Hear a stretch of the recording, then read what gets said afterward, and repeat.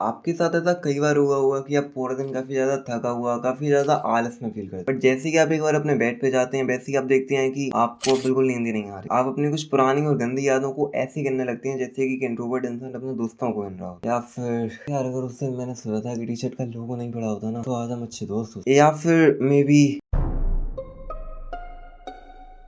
खैर इसी सब की वजह से आप अगले दिन एकदम एक आलसी पिल्ले की तरह दिखते हैं। अस्पाइयस ये आपके साथ हो सकता है कि काफी दिनों से हो रहा हो, but can you control it? Well unfortunately not, because जब आप सोते हैं तो आप बिल्कुल अनकॉन्शियस हो जाते हैं और जिसकी वजह से आप बिल्कुल actually you can control it, और by the way you should control it, क्योंकि आपको अपनी 30% लाइफ सोते हुए ही तो स्पेंड करनी है। रिसर्चर्स ने कई साल पहले एक एक्सपेरिमेंट किया था जिसमें कि उन्होंने 3 लोगों को अलग अलग घंटे की नींद असाइन की थी 14 दिनों के लिए। तो जिन्हें 8 घंटे की नींद मिली थी उन्होंने काफी अच्छा रिएक्शन शो किया और उनके जो पुराने जो कॉग्निटिव और अटेंशन रिलेटेड जो इश्यूज थे वो काफी हद तक फिक्स हो चुके थे। और जिन्हें 6 घंटे की नींद मिली थी उन्होंने सिमिलर रिएक्शन शो किया जो कि एक आदमी 0.10% एल्कोहलिक होने पर शो करेगा। और जिन्हें 4 घंटे की नींद मिली थी उनका अटेंशन और फोकस लेवल काफी हद तक गिर चुका था। तो ऐसे हम ये कह सकते हैं कि आपका ब्रेन फंक्शन लेवल उसी लेवल पे इंक्रीज होगा जितने लेवल पे आपका टाइम ऑफ स्लीप इंक्रीज होगा।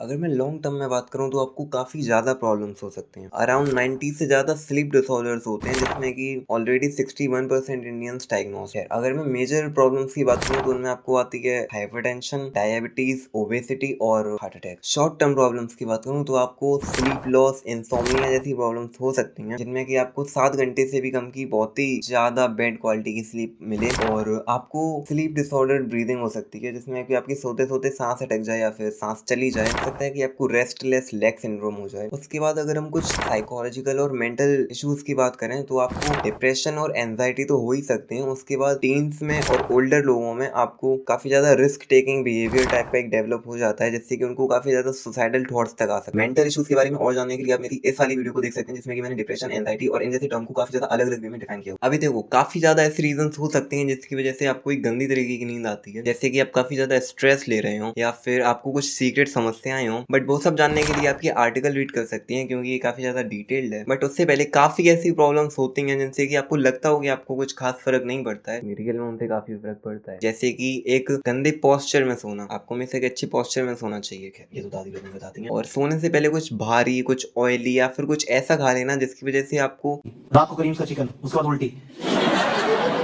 क्योंकि दिल्ली के लौंडे खाते नहीं है, ठूसते हैं। यहाँ आकर ठूस लेंगे, उसके बाद उल्टी करके भी एक बंदा बोलेगा भाई शाही टुकड़ा खा ले।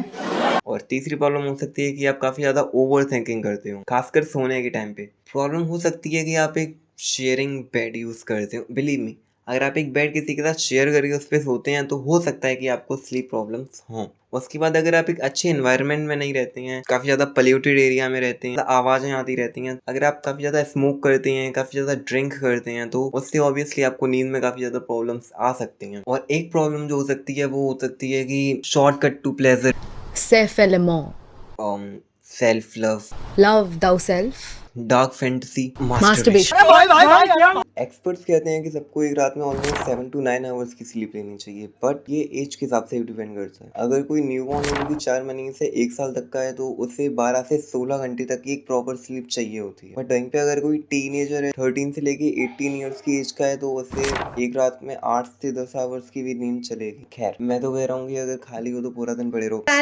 ये आपके लिए इंपॉर्टेंट है, इस चीज को आप ऐसे समझ सकते हैं क्योंकि जिस हिसाब से आपका टाइम ऑफ स्लीप इंक्रीज होता है उसी हिसाब से आपका ब्रेन फंक्शन लेवल्स भी इंक्रीज हो सकता है। उस हिसाब से एक फोन को चार्जिंग चाहिए होती है, उस हिसाब से इंसान को नींद चाहिए होती है। बहुत ही प्रॉब्लम्स अगर हम लोग सोल्यूशंस की बात करें तो इंटरनेट पे सर्च करने से आपको काफी सारे सोल्यूशंस मिल जाएंगे जो कि ऑब्वियसली आपके लिए काम तो कर जाएंगे। बट अभी मैं जो आपको टिप्स एंड ट्रिक सोल्यूशंस बताने वाला हूँ उनसे मैं आपके लिए एक मसीहा बन जाऊंगा। And bye the way, I don't mean it metaphorically or rhetorically or poetically or theoretically or in any other fancy way.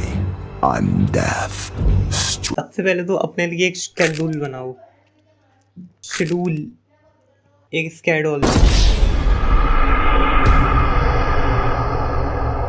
सबसे पहले तो अपने के लिए आप एक शेड्यूल बनाओ जो कि हर किसी के लिए अलग अलग हो सकता है। कुछ लोगों को रात में नींद आती है, कुछ लोगों को सुबह जल्दी उठ के जाना होता है, बट अपने लिए एक शेड्यूल बनाओ। बेड से पहले कुछ हल्का खाया करो या फिर चिकन लेग पीस कुछ कम खाया करो, जिससे कि जब आप सो तब आपका पेट केवल खाना ही डाइजेस्ट ना कर रहा हो। भाई ओवर ईटिंग हो गई है। सोने से 1 घंटे पहले फोन को अपने साइड रख दिया करो या फिर उसे बुक्स के साथ रिप्लेस कर दिया करो।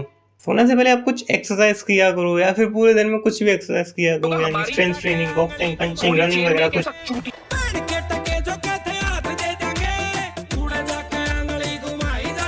अपने रूम की या ब्राइटनेस, टेम्परेचर और साउंड को डिक्रीज कर दो और उसके बाद उसका बदबू का मीटर थोड़ा सा खुशबू की तरफ एडजस्ट कर दो।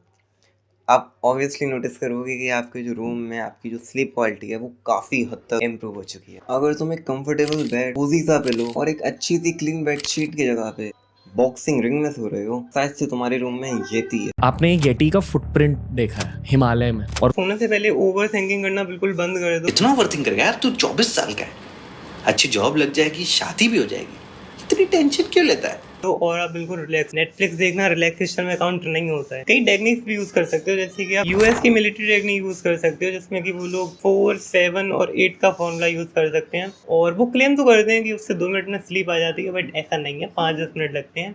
आप ऑडियो स्टोरीज भी प्रेफर कर सकते हैं। और नहीं, मुझे किसी भी ऑडियो स्टोरी प्लेटफॉर्म से कोई स्पॉन्सरशिप नहीं मिली है, बट या आई रिकमेंड कि आप अपना जॉनरा जो भी हो, अब अपना सबसे पहले आप अपना जॉनरा आइडेंटिफाई करो और उसके हिसाब से आपको जो भी स्टोरी अच्छी लगे वो आप चूज कर सकते हो। जैसे कि मुझे हिस्टोरिकल ड्रामा पसंद है और उसके लिए अगर आपको भी पसंद है तो आप पॉकेट एफएम पे चाणक्य के देख सकते हो। इस सब से अगर तुम्हें ज्यादा नींद आने लगे तो ये मत सोचना कि धत यार, बस अपना बायो चेंज कर देना, लिख देना कि शेर अभी सो रहा है।